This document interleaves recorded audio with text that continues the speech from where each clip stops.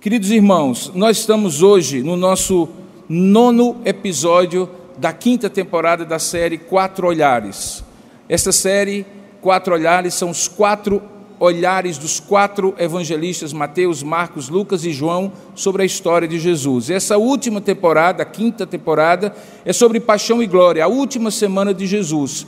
Começamos com a entrada triunfal de Jesus num domingo e vamos terminar uma semana depois de 10 episódios, com a ressurreição de Jesus e sendo ele assunto aos céus. Isso acontecerá no próximo domingo, quando então interromperemos essa série, finalizaremos essa série e recomeçaremos uma outra série de sermões que vai demorar alguns meses, que é no livro de Atos, para que você compreenda como Lucas, que é um desses olhares, continuou contando a história depois da ressurreição de Jesus, mostrando como a igreja começou.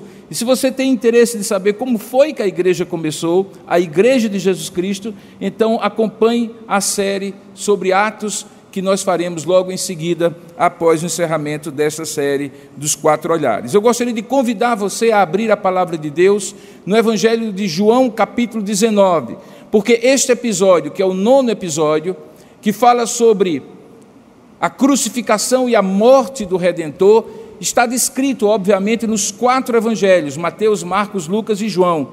Mas nós vamos usar a sequência que João narra os fatos, até porque de manhã nós usamos João capítulo 18 para falar sobre a prisão e o julgamento de Jesus Cristo, do Redentor. E vamos, na sequência, no capítulo 19, fazer essa leitura. Então, abra sua Bíblia, você que está aqui em João capítulo 19, você que nos acompanha pelos canais oficiais da EP Tambaú, no Facebook e no YouTube, e também pelo nosso perfil parceiro no Instagram, CS Lios BR.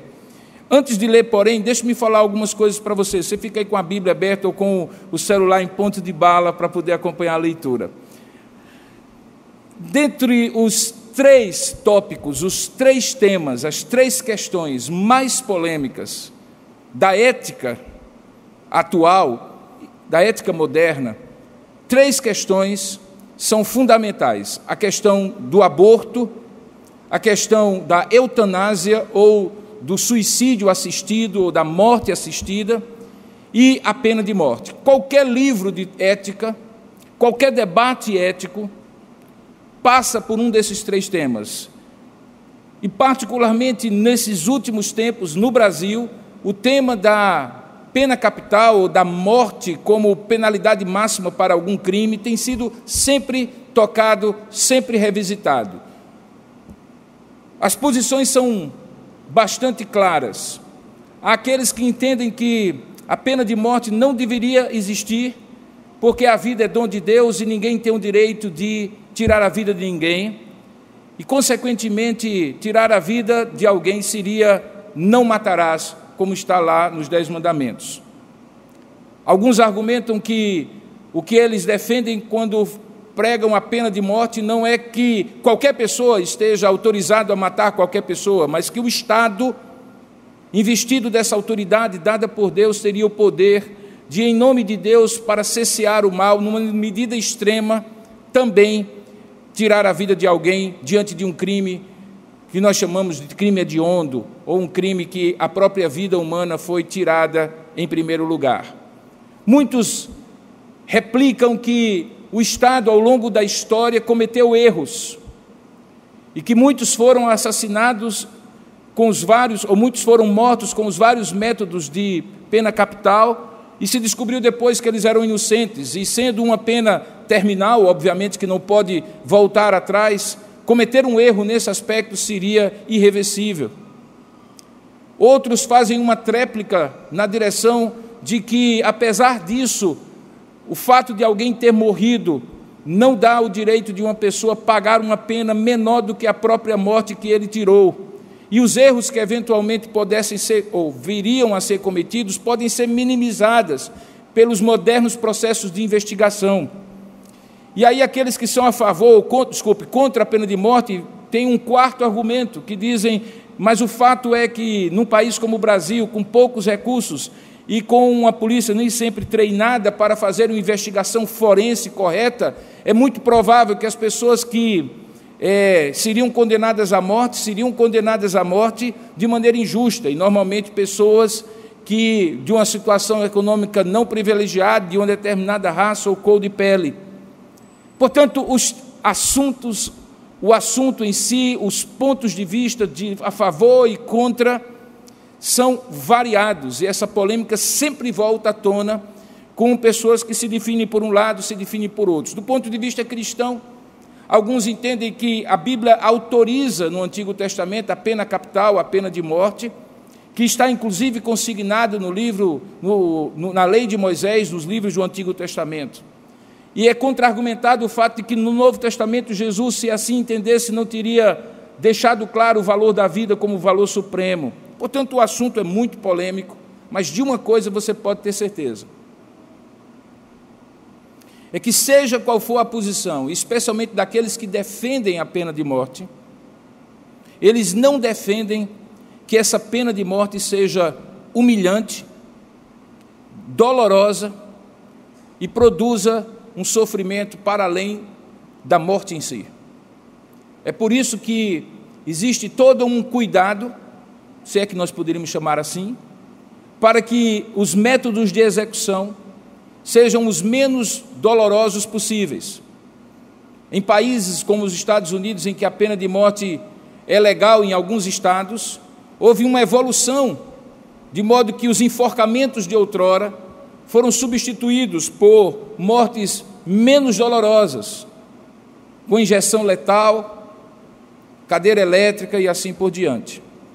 Obviamente que esse não é um assunto que nós gostaríamos de detalhar todos os aspectos, porque a morte, independentemente de quem seja e sob circunstância que for, é algo que nos choca, especialmente nos tempos como hoje, com mais de 400 mil pessoas mortas pela pandemia da Covid-19. Esse é um assunto que sensibiliza.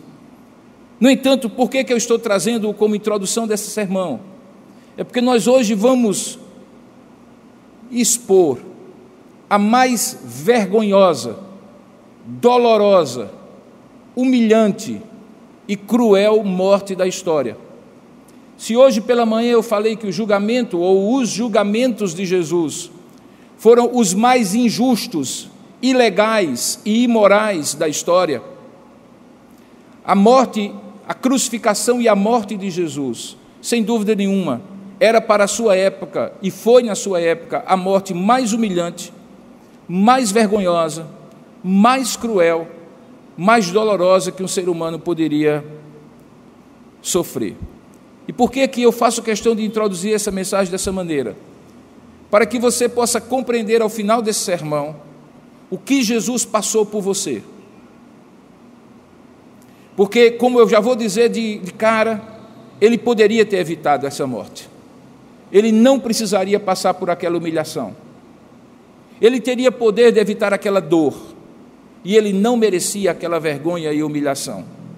Mas ele voluntariamente vai à cruz e sofre tudo isso por uma única e exclusiva razão: para cumprir o propósito de Deus, de salvar a mim e a você, que não merecíamos ser salvos e que poderíamos ou talvez deveríamos estar no lugar dele na cruz do Calvário.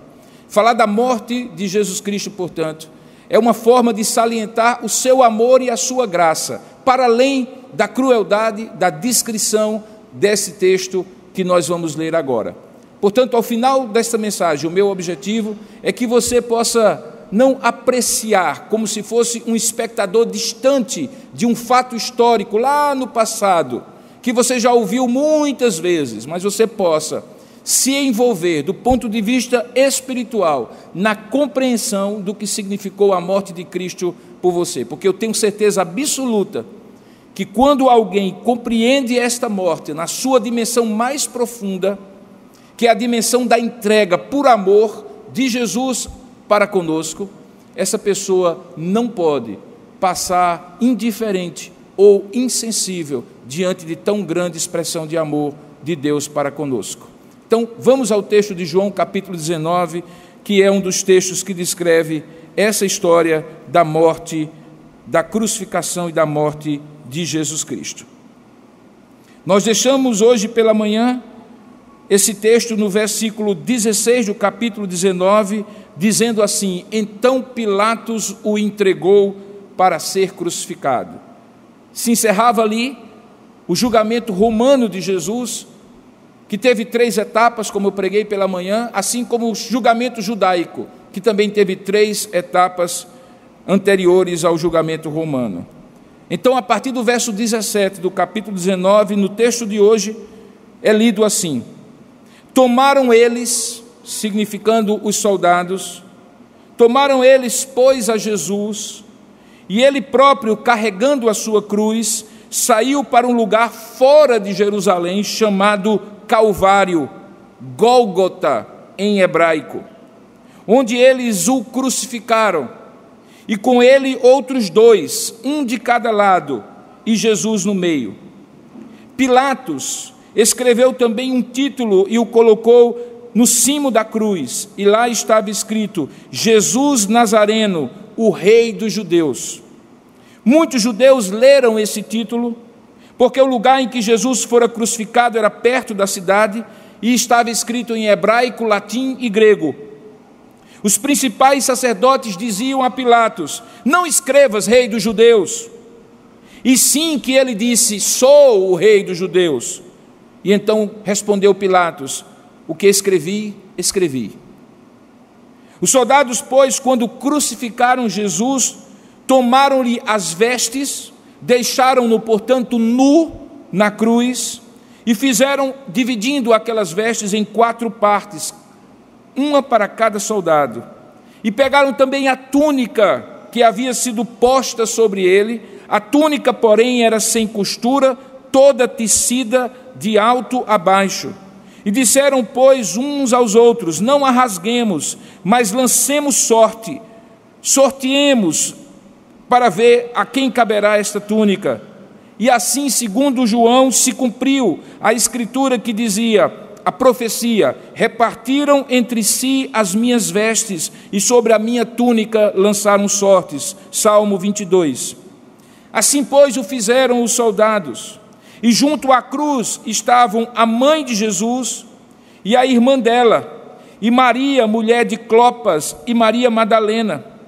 E vendo Jesus, sua mãe, junto a ela o discípulo amado, que é o próprio João que escreve esse texto, disse: mulher, eis aí o teu filho. Depois disse ao discípulo: eis aí a tua mãe. E dessa hora em diante, aquele discípulo a tomou para casa, visto que ela, provavelmente, além de viúva, agora não tinha um filho com ela.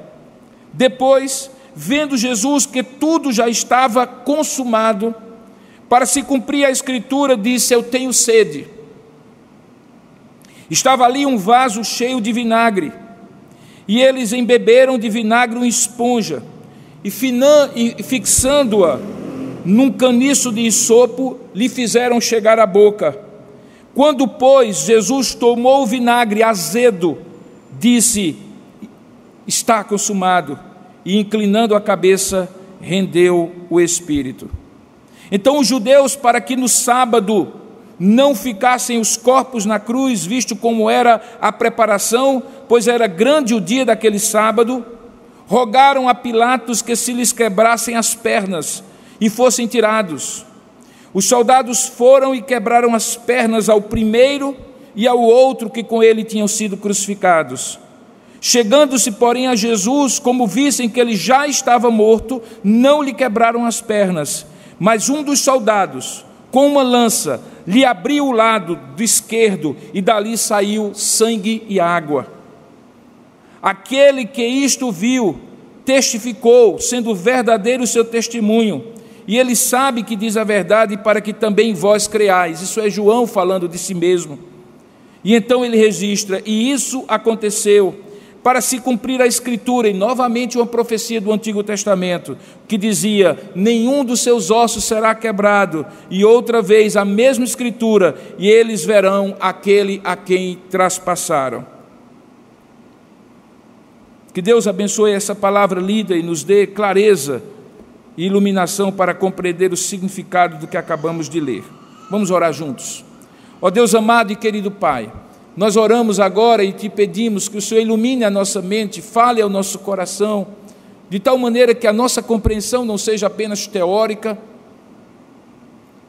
histórica, mas seja antes de tudo espiritual, do que significou aquele momento, que nenhum de nós poderia imaginar ou descrever como de fato aconteceu, mas que possamos compreender na noite desse dia o significado que ele tem para a nossa salvação e para a salvação de todos aqueles que creem. Abre o nosso coração, dilata o nosso entendimento e nos dá a compreensão da Tua palavra, pois é isso que nós te oramos e te agradecemos em nome e para a glória de Jesus. Amém. Queridos, a crucificação de Jesus Cristo foi o ápice da sua paixão. Aquele momento em que ele disse: está consumado, e expirou e entregou o seu espírito a Deus, representou o cume, o máximo do sofrimento que ele foi passando ao longo de sua vida, e que não foi apenas na semana da paixão. Na teologia nós chamamos de estado de humilhação, a limitação autoimposta que Deus, o Deus Todo-Poderoso, o Filho de Deus, voluntariamente se submeteu quando esvaziou-se de si mesmo, e mesmo sendo Deus, não julgou por usurpação ser igual a Deus, antes se esvaziou, tomando a forma de homem, tomando a forma de servo e sendo obediente até a morte e morte de cruz. A vida toda de Jesus foi uma vida de sofrimento, de dor, de renúncia, de paixão. Em outros momentos da história, conforme os 4 olhares nos contam, Jesus foi perseguido, tentado, humilhado, rejeitado, descrido, perseguido, em vários episódios dos evangelhos, conforme eles nos contam.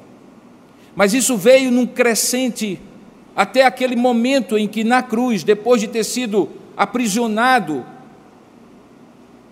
manietado como um malfeitor no Getsêmani, ele passa por um processo de tortura física, mental, emocional e espiritual. Ele é zombado apesar de ser Deus, ele é cuspido, ele é fisicamente torturado, coroa de espinhos agudíssimos, secos da Palestina, são colocados na sua testa e o sangue escorre no seu rosto. Naquele momento da cruz, o peso do seu corpo ficou pendurado por 3 pregos enormes, que hoje na arqueologia se sabe tinham mais de 25 centímetros de comprimento, e que foram postos não nas suas mãos, porque elas não seriam capazes de sustentar o corpo na cruz, mas nesses 2 ossos do seu punho, de tal maneira que sobre esses 2 punhos toda a pressão do seu corpo estava posta, e os pés postos um sobre o outro foram pregados, um traspassando o outro e segurando na madeira, de modo que todo o peso do corpo de Jesus estava em 3 pontos apenas. E como o próprio texto diz, por 3 longas horas, da hora 6ª às 9 horas da manhã, à hora 9ª ao meio-dia, da hora 3ª às 9 horas da manhã, à hora 6ª ao meio-dia, ele passou todo tipo de sofrimento que um ser humano, mesmo se fosse culpado e fosse um criminoso, não deveria passar. Mesmo que merecesse a pena de morte, não precisaria e não deveria passar por aquele sofrimento, por aquela humilhação, por aquela vergonha. Desnudo diante dos olhares de todos, com sua mãe, abandonado pelos seus discípulos, zombado pelos soldados romanos, tendo as suas poucas posses de uma roupa e de uma túnica divididas como um despojo de um prisioneiro de guerra, por aqueles soldados romanos. Jesus chegou ao ápice da sua dor e do sofrimento no Calvário. Nada que eu pudesse descrever, nenhum filme, nem mesmo aquele dirigido por Mel Gibson, que todos veem com toda a crueza os açoites de Jesus feitos por aquelas hastes de ossos e de ferro que rasgaram as suas costas, expondo as suas vísceras, quebrando as suas costelas, deslocando-as. Poderia descrever. Na cruz do Calvário, segundo o relato de Lucas, 7 palavras, conhecidas hoje na liturgia cristã como as 7 palavras da cruz, são ditas por Jesus.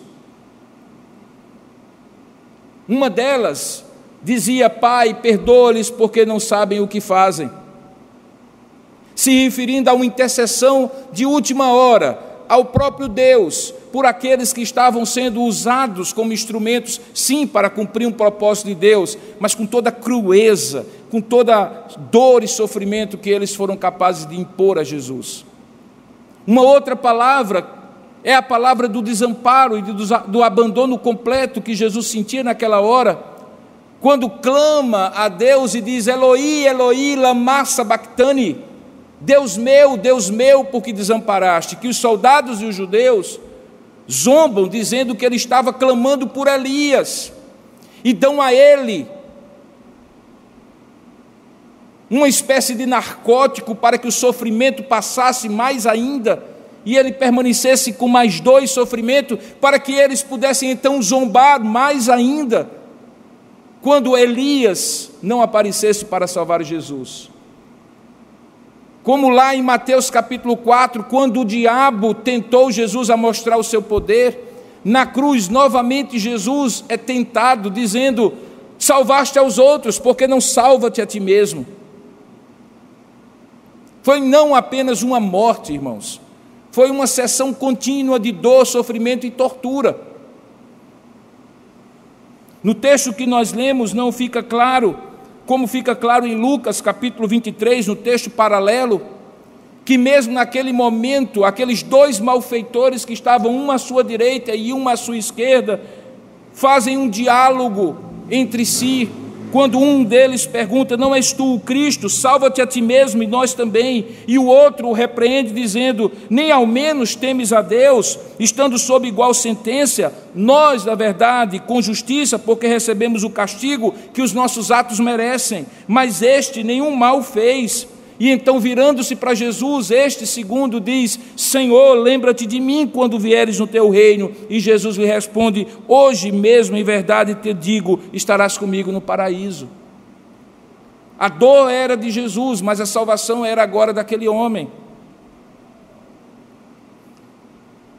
Perceba que todo esse drama que eu estou descrevendo, com palavras que, mesmo que fossem as mais ricas, não seriam capazes de descrever de fato a dor e o sofrimento de Jesus, tem um propósito. Não são palavras ou fatos narrados de maneira fortuita e não intencional. Nós podemos dizer, irmãos, sem sombra de dúvida, que Jesus nasceu para esse momento,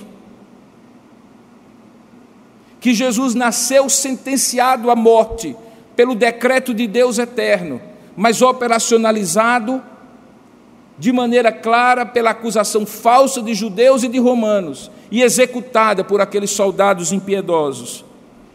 O significado da morte de Jesus Cristo, que vai além da descrição com tintas fortes, com detalhes macabros, cruéis, que eu estou evitando ir até os detalhes que poderia dar, para não entrar num sentimentalismo qualquer, para que você compreenda que mais do que a emoção desse momento, é importante que você perceba a intenção e o propósito da morte de Cristo, é para que você possa então compreender que significado essa morte tem.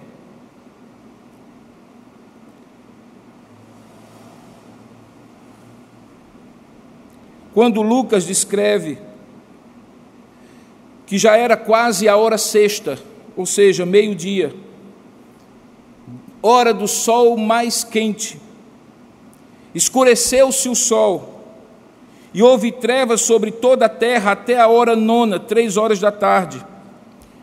Um fato acontece que só Lucas registra, no capítulo 23, e não no texto que nós lemos, no versículo 45, que enquanto Jesus morria fora da cidade, dentro da cidade, no templo, um véu se rasgava. Diz o texto que rasgou-se o véu pelo meio. E então Jesus clamou em alta voz: Pai, nas tuas mãos entrego o meu espírito. E dito isto, expirou. O que significava aquele véu rompido de alto a baixo? Talvez você precise, se você não conhece, voltar os seus olhos para o Antigo Testamento. Quando Deus manda construir um tabernáculo, um templo móvel. E esse templo móvel tinha 3 partes: um átrio grande, onde aconteciam os sacrifícios, onde os sacerdotes recebiam os adoradores do povo, que chegavam com as suas ofertas. Os sacrifícios eram feitos, se com sangue ou oferecimento de cereais e de tudo aquilo que era oferta em ações de graças a Deus. E depois daquele átrio havia um outro lugar fechado, separado por cortinas, chamado Santo Lugar. Nesse lugar só os sacerdotes entravam. Ali havia o altar de incenso, onde as orações eram feitas em favor dos adoradores, onde havia uma mesa com os pães da proposição, que representavam a provisão de Deus, que naquele momento também era rogada a Deus pelo povo, e que também tinha ali as lâmpadas do templo, ou o candelabro de 7 hastes, que representavam a presença perene, porque aquelas luzes nunca se apagavam, aquelas velas nunca eram apagadas, e representavam o próprio Espírito de Deus. Ali os sacerdotes entravam, mas naquele lugar mais profundo do templo, naquele lugar chamado Santíssimo ou Santo dos Santos, uma grande cortina, um véu separava, porque lá dentro só um objeto se encontrava: uma arca de 2 metros de comprimento por 1 metro de altura, 1 metro de largura, portanto uma medida perfeita, de madeira de acácia, resistente, dura, revestida de ouro por dentro e por fora, com uma tampa chamada propiciatório, onde 2 imagens de 2 querubins se encontravam sobre a tampa, representando a santidade de Deus. Dentro daquela arca, as tábuas da lei de Moisés, a vara que Arão tinha usado e que no momento de rebelião contra ele havia florescido, sobre aquele propiciatório. E somente uma vez por ano, no Yom Kippur, dia da expiação, e somente o sumo sacerdote entrava uma única vez com o sangue que havia sido sacrificado, e num processo de entrada na presença de Deus tinha passado pelo santo lugar, e ali ele entrava no Santíssimo e oferecia nos 4 cantos daquele propiciatório respingos do sangue de um cordeiro puro, macho, de 1 ano e sem defeito, que simbolizava o Cordeiro de Deus, que seria Jesus, que tiraria o pecado do mundo. O véu que se rasga enquanto Jesus é morto lá no Calvário, aqui dentro em Jerusalém, no templo, é o véu que separava o santo lugar do santíssimo lugar. E qual é o significado disso? É que agora, de uma vez por todas, o caminho para a entrada na presença de Deus, porque era ali que Deus se encontrava com o sumo sacerdote, estava aberto pelo sacrifício de Cristo. Não precisaria mais nenhum outro sacrifício que dava condição ao sumo sacerdote de entrar uma vez por ano. Como o escritor aos Hebreus diz, de um só sacrifício, único, irrepetível e eterno, todo o acesso à presença de Deus foi garantido. E nós podemos hoje, onde quer que estejamos, sem a mediação de um sacerdote, de quem quer que seja, sem necessário fazer um sacrifício, entrar na presença de Deus em oração e oferecer o nosso louvor e as nossas ações de graças. O véu está rompido, o véu está aberto, não há mais separação entre Deus e os homens, e isso é garantido por causa da morte de Jesus Cristo. O significado daquele momento em que ele expira e diz: Pai, nas tuas mãos entrego o meu espírito, e o véu do santuário se rasga de cima a baixo, é que toda separação entre o homem e Deus agora estava desfeita, e novamente o homem podia ter comunhão com Deus, não por seus próprios méritos, mas pelos méritos de Cristo que morria ali do lado de fora da cidade. Foi por causa da dor, do sofrimento, do cruel assassinato de Jesus que isso foi garantido para você. Para que fique claro que aquilo que você recebe de graça não foi garantido para você sem um preço muito alto pago. É graça para quem recebe, mas tem um preço altíssimo para quem paga, e quem pagou foi Jesus por você. O que ele faz no Calvário não é apenas um ato de martírio. Ele não é como um Tiradentes, um mártir da Inconfidência, não. Naquela morte havia poder propiciatório, o sangue não seria mais derramado sobre a tampa da arca, porque de uma vez por todas o sangue do Cordeiro fazia com que Jesus garantisse a nós que nós éramos agora favorecidos por Deus, que Deus agora era propício a nós, que não haveria mais condenação, e Paulo coloca isso de maneira muito clara quando diz que nenhuma condenação há mais para os que estão em Cristo Jesus. A morte de Cristo, com dor, sofrimento, crueldade, injustiça, humilhação, vergonha, dor, garante a você paz, alegria, acesso, salvação. São os extremos das emoções que estão agora encontrados nas hastes da cruz, como se Deus pegasse a mão, como se o Filho pegasse a mão do Pai e a mão de nós, de cada um de nós que somos inimigos de Deus, ou que éramos inimigos de Deus, e unisse com as suas próprias mãos que estão estendidas ali na cruz, para que não haja mais separação, para que nunca mais você dependa de outro homem para lhe mediar a relação com Deus, para que você nunca mais precise do sacrifício de qualquer coisa para Deus lhe ser favorável, para que você não tenha mais que barganhar com nada, nem de modo algum, para receber o favor de Deus. O significado da morte, apesar da dor, do sofrimento, da crueldade, da vergonha, da humilhação de Jesus, é maravilhoso, é graça, é acesso, é perdão, é paz. O que para ele representou toda aquela dor, sofrimento, crueldade, humilhação, vergonha, para nós significa paz, alegria. Não há mais nenhuma condenação para os que estão em Cristo Jesus. Por isso celebramos, como vamos celebrar daqui a pouco com a ceia do Senhor, a morte, mas também a vida que a morte garante. Quando lembramos que aquele vinho foi o sangue derramado, nós não somos daqueles que ficam celebrando crueldade. Não celebramos outra morte qualquer, celebramos a morte do Cordeiro. Este pão que simboliza o seu corpo que foi dilacerado na cruz, é o que nos garante acesso a Deus. Por isso ele diz: fazei isto em memória de mim, para que não esqueçam que o que para mim foi vergonha, dor, sofrimento, humilhação, para vocês é salvação, é graça, amor e alegria.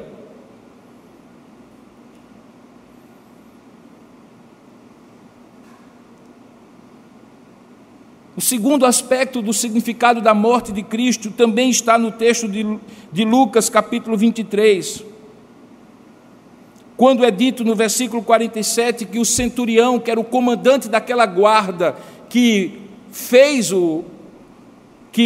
cumpriu a ordem de crucificação, diz o texto que, vendo o centurião o que tinha acontecido, deu glória a Deus. Era um centurião romano, pagão. Ele deu glória a Deus, dizendo: verdadeiramente este homem era justo. E todas as multidões reunidas para aquele espetáculo, vendo o que havia acontecido, retiraram-se a lamentar, batendo nos peitos. A morte de Cristo representou testemunho para aqueles que não conheciam a Deus e que vieram a conhecer, e juízo para aqueles que conheciam a Deus e não o reconheceram como Salvador. Perceba que esse ato de bater e lamentar nos peitos é típico dos judeus que, vendo aquela morte, caíram em si, especialmente aquelas mulheres, e perceberam que haviam cometido uma injustiça, que já estava tarde demais para ser revertida. E aquilo de onde menos se espera, que é de um centurião romano, vem na forma de louvor e reconhecimento da justiça de Deus. E daqueles que deveriam ter feito isso antes de matar Jesus, vem apenas o lamento. Sabe por quê? Porque com a morte de Jesus, a humanidade é dividida em dois grupos. Não é apenas a história, queridos irmãos e amigos, que é dividida em antes de Cristo e depois de Cristo. A morte de Cristo tem o poder de separar, independentemente de raça, de credo, de religião, independentemente de lugar, de época, de condição econômica, de opção política ou de qualquer outro critério, a humanidade apenas em dois grupos, e dois grupos apenas.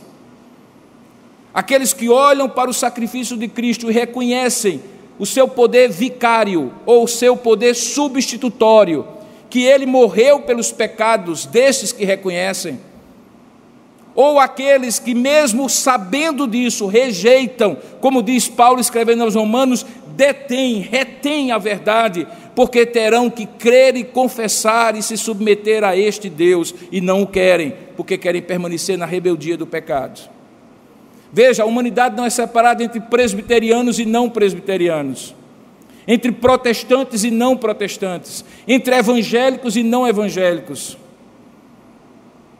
Ela é separada entre aqueles que, vendo o sacrifício de Cristo, creem nele como Senhor e Salvador, e aqueles que não creem, independentemente do seu background religioso, político, ideológico ou qualquer outro critério. É um centurião romano, pagão, que estava ali comandando a morte de Jesus, e que quando vê todo aquele cenário de dor, montado para ser um espetáculo, mas que na verdade se torna uma expressão da graça de Deus, reconhece e diz, verdadeiramente este homem era justo, de onde menos se esperava.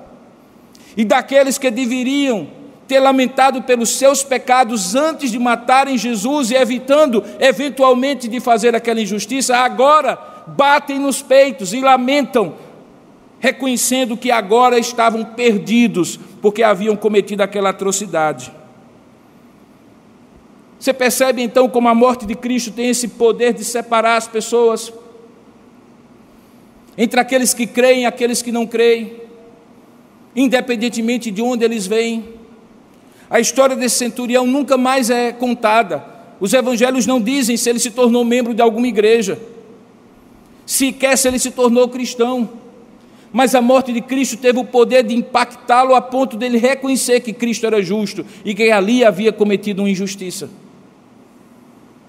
Essa morte de Cristo, portanto, tinha um poder de separar, por exemplo, dois homens igualmente malfeitores. O diálogo que somente Lucas descreve aqui em capítulo 23 entre aqueles dois ladrões, o termo é mais lato, significa malfeitores, provavelmente não eram apenas ladrões, porque se fossem ladrões não seriam crucificados, mas certamente eram malfeitores, pessoas que tinham uma vida criminosa. Fica claro como eles foram separados, e não foram separados porque um era mais pecador e o outro era menos pecador, porque ambos estavam ali, como ele mesmo reconheceu, o primeiro ladrão, ou melhor, o segundo ladrão, justamente porque tinham feito mal. Eles eram separados, ou foram separados pela morte de Cristo, pelo clamor que o segundo fez de misericórdia da parte de Deus. O que distinguiu um do outro foi que enquanto um entrou na mesma direção dos soldados, zombando de Cristo, dizendo, não és tu o Cristo, salva-te a ti mesmo e a nós também, o outro o repreendeu e disse, nem ao menos temes a Deus, estando sob igual sentença, nós na verdade com merecimento, porque recebemos o castigo que os nossos atos merecem, mas este nenhum mal fez. O segundo malfeitor, em outras palavras, afirma aquela mesma coisa que o centurião afirmaria depois, este homem é verdadeiramente justo. E porque ele reconhecia que Jesus era verdadeiramente justo, e eles dois eram injustos e mereciam a morte, ele então clama a Jesus e diz assim, Senhor, lembra-te de mim quando vieres no teu reino. De onde aquele homem, no meio de uma crucificação, em que ele também sofria com dores atrozes, chegou à conclusão que Jesus era rei e que Jesus viria no seu reino, senão pela revelação de Deus que tocou o seu coração, a ponto dele pedir de Deus a misericórdia para quando ele viesse no seu reino, ter um lugar para ele. E qual é a resposta de Jesus? A resposta de Jesus não foi outra.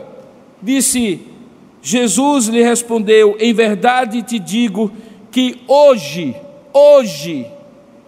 mesmo, não depois de um purgatório, hoje mesmo estarás comigo no paraíso. O que dividiu aqueles dois homens foi a confissão, o arrependimento e a fé que aquele homem segundo teve em Jesus como rei que viria no seu reino.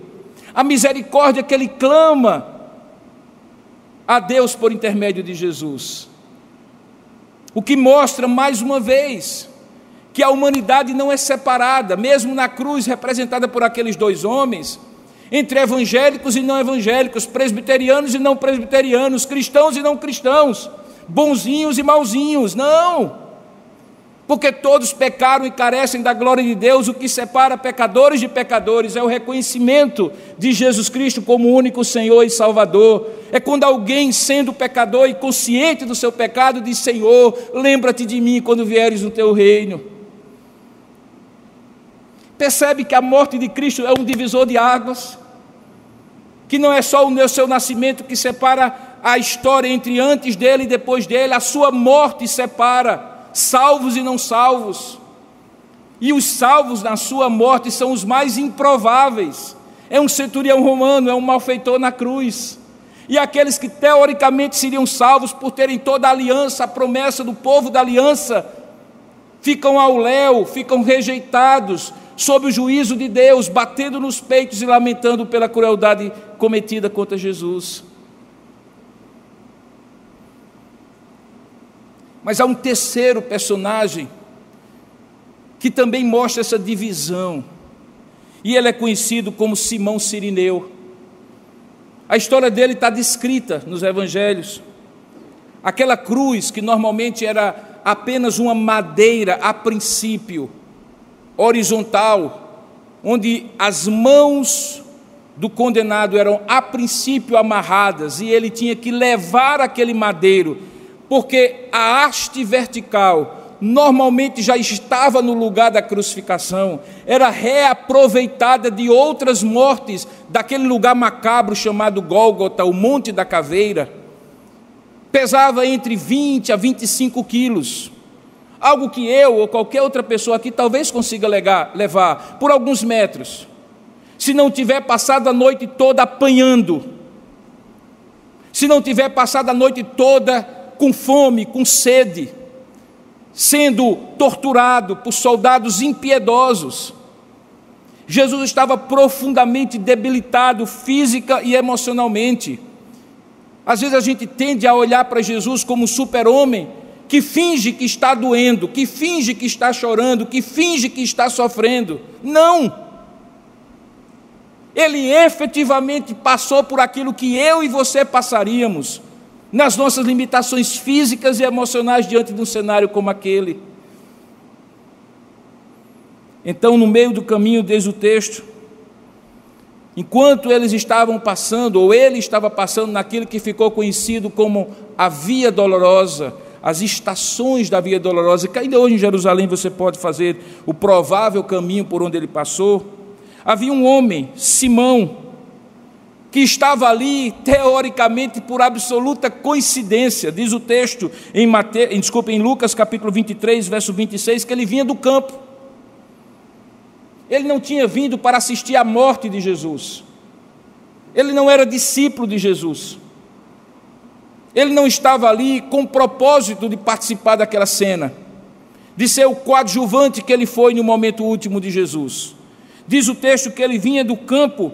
E então os soldados romanos, diante das inúmeras quedas que Jesus provavelmente teve durante a Via Dolorosa, da sua desidratação, sofrimento, fraqueza profunda, aqueles 15, 20, 30 quilos, sabe-se lá quanto aquela madeira pesava, estavam insuportáveis para ele. E então eles pegam Simão, que tinha vindo de uma cidade chamada da cidade de Cirineu. Ele era Simão Cirineu porque vinha da região da Lídia, onde havia uma grande colônia de judeus, e provavelmente ele estava ali naquela semana da Páscoa, peregrinando numa das festas de Jerusalém, numa das festas de Israel. Constrangem e colocam a cruz dele, desamarrando de sobre Jesus para colocar sobre os seus ombros, para que a levasse após Jesus. Ali no Calvário, ele deixa aquela cruz, e agora, não mais por cordas, mas com pregos, Jesus então assume não apenas a barra horizontal da cruz, mas também aquela madeira, aquele toco de madeira alta onde ele foi crucificado. Perceba que quando alguém escuta essa história de Simão Cirineu, ele é levado imediatamente a pensar naquela ordem de Jesus que diz que se alguém quiser vir após mim, negue-se a si mesmo e tome cada dia a sua cruz e siga-me. Cirineu é o símbolo perfeito de alguém que toma a cruz de Cristo nos seus próprios ombros.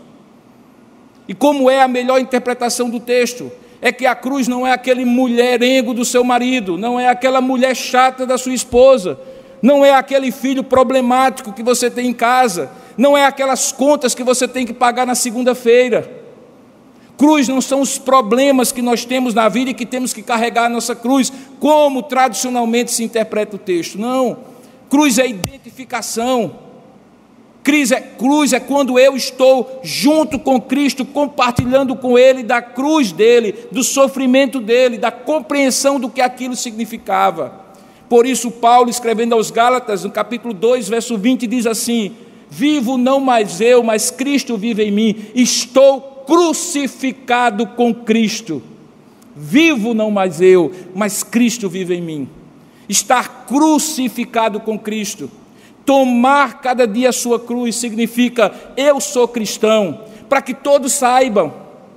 Eu não nego o meu Senhor como Pedro negou, eu não traio o meu Senhor como Judas traiu, eu não escondo que eu sou de Cristo, eu me identifico com Ele, a cruz dele eu carrego em mim, eu carrego comigo, e não apenas por conta de um crucifixo pendurado no pescoço ou na parede da minha casa, mas para que aquilo que Ele fez por mim, que me impactou a ponto de me salvar do meu pecado, da minha condenação eterna, se torna aquela mensagem que eu canto no hino. Sim, eu amo a mensagem da cruz, até morrer eu a vou proclamar, quando enfim, ao invés da cruz, eu receber a coroa de glória, como diz o hino. É identificação, é compromisso, é discipulado, é se tornar um com Cristo, de modo que alguém, ao ver você, lhe chama não de protestante, não de evangélico, não de presbiteriano, mas de cristão, de discípulo de Cristo, aquele que caminha com Cristo, que tem as virtudes de Cristo, as palavras de Cristo, as atitudes de Cristo, o caráter de Cristo, e por isso é chamado de cristão. Dias depois, como nós vamos ver na exposição de Atos dos Apóstolos, esses homens e mulheres que se tornaram cristãos eram conhecidos a princípio como aqueles do caminho. Era assim que eles eram conhecidos. Até então não havia nome, evangélico, protestante, cristão, eram os do caminho. Mas eles se tornaram tão parecidos com Cristo, falavam tanto de Cristo, tinham Cristo na maneira como faziam negócios, como viviam o casamento, a relação com filhos e com os pais. Isso era algo tão impregnado que alguém então começou a chamá-los de cristianoi, que em grego significa cristãos ou pequenos cristos. Simão é um pequeno Cristo.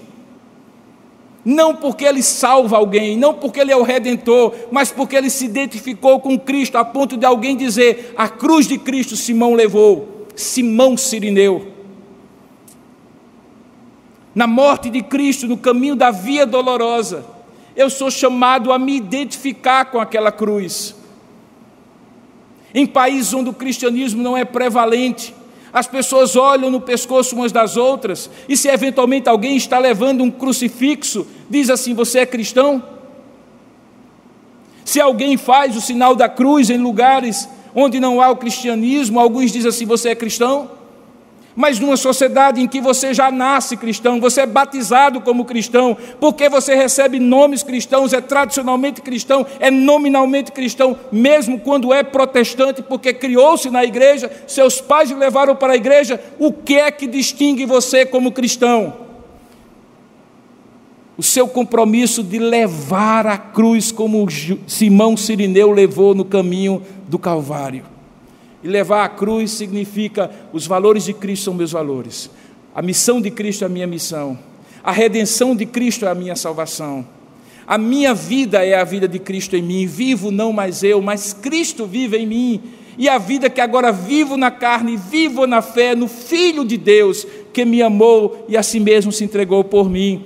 Porque todos aqueles que quiserem vir após mim, neguem-se a si mesmo, tomem cada dia a sua cruz e sigam-me.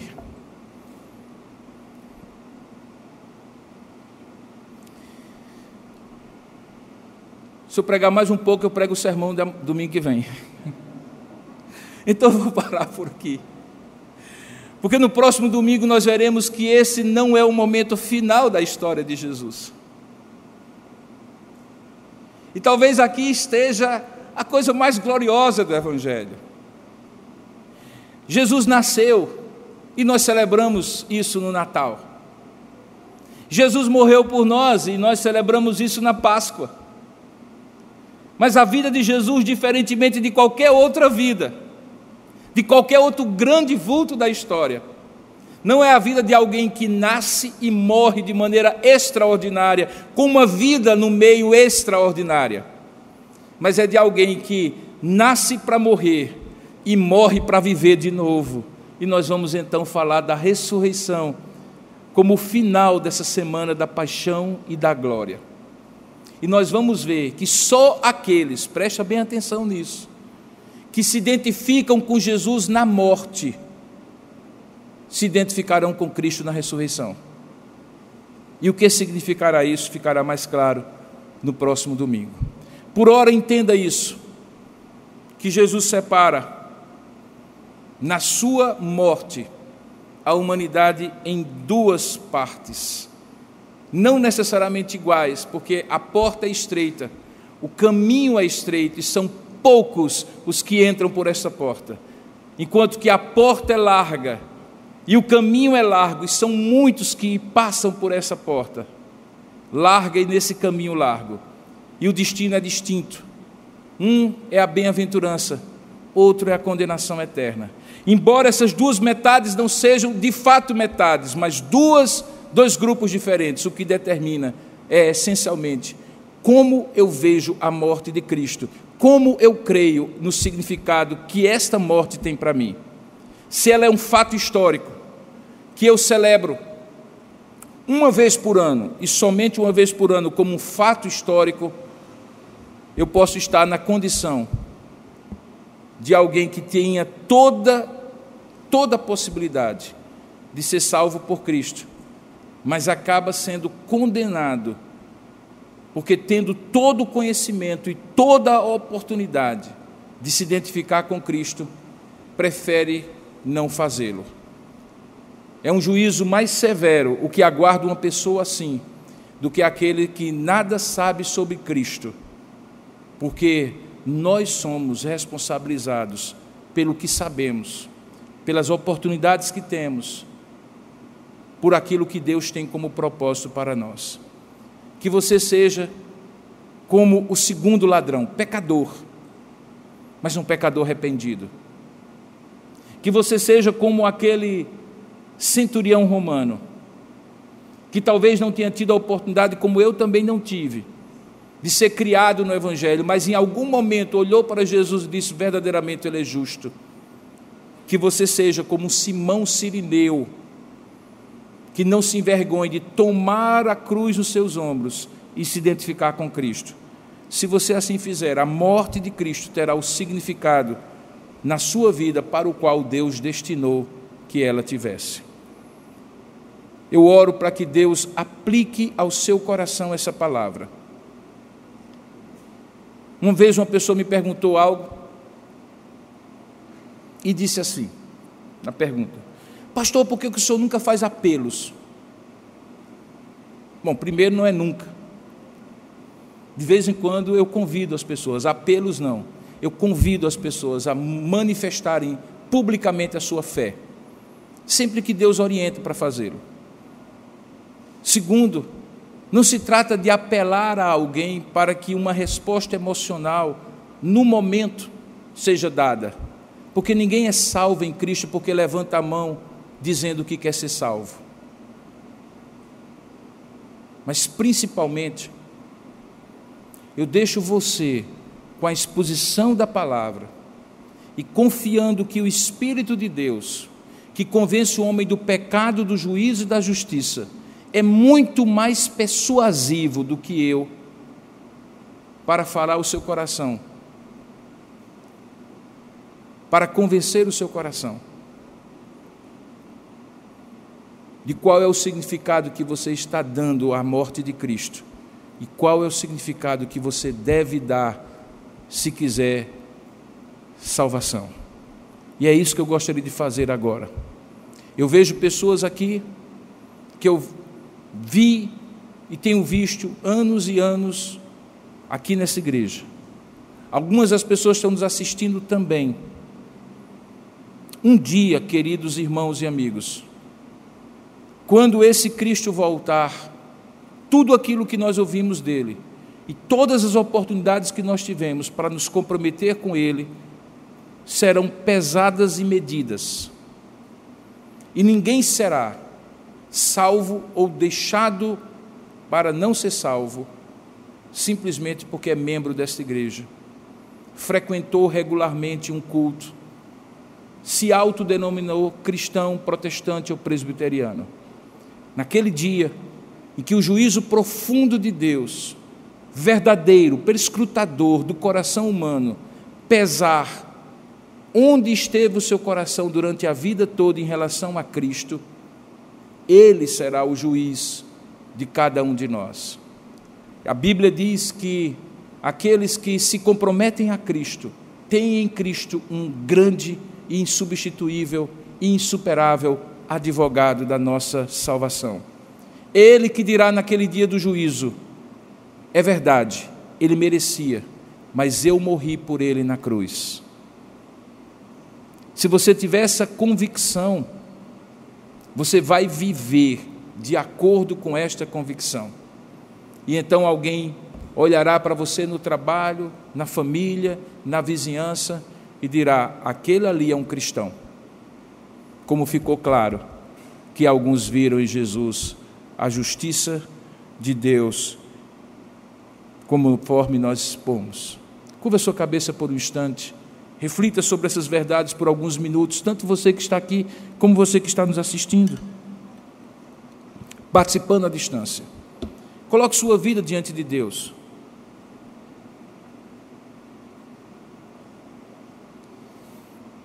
Reflita sobre as palavras que você ouviu, o que Deus falou ao seu coração, que convencimento Deus trouxe para a sua vida.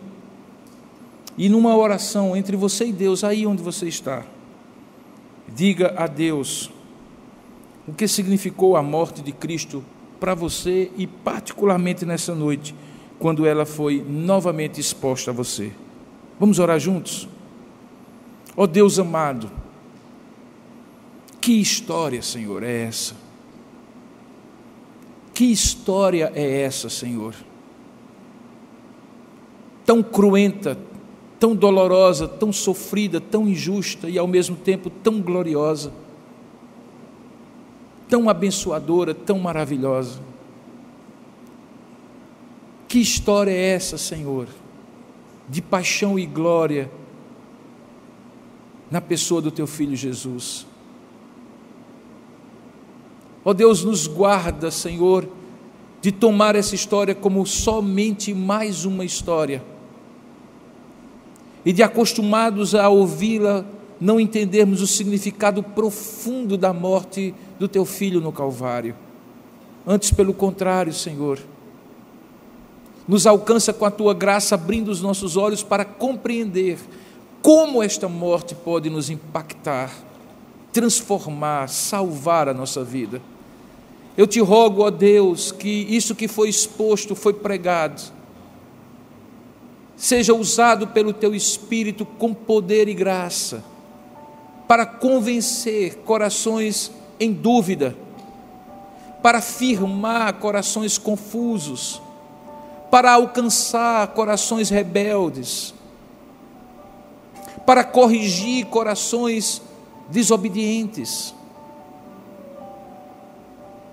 para salvar vidas que estão aqui neste lugar, que estão vendo essa pregação de maneira remota, tanto agora, no tempo presente, como no futuro, quando ela ficar disponível para ser assistida. Ó Deus, essa morte é gloriosa, essa morte do Teu Filho é poderosa, essa morte do Teu Filho é transformadora. Não é a morte de um mártir, é a morte do Salvador, que se entrega, que se oferece, que ama, que sofre, que morre em nosso favor. Usa o poder da mensagem da cruz sobre os corações, sobre cada um de nós, e transforma a nossa vida, cada dia, a cada momento, em nome e para a glória de Jesus. Amém, Senhor.